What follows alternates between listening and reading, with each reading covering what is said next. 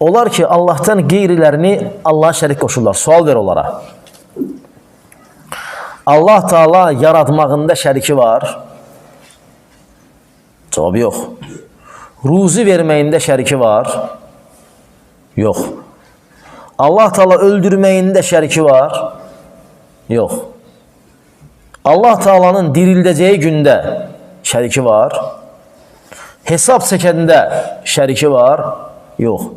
Bax, kimin ki bunda denən şəriki yoxdur, nə İmam Hüseyin onun şəriki deyil bu şeydə, nə Zəhra, nə Əli, nə İsa, heç kim şəriki deyil ki. Bax, ibadətdə də şəriki deyil. Maraqlı budur ki, onlar bunda deyirlər şəriki yoxdur. Bu birisində deyirlər şəriki var və şərik qoşurlar. Ən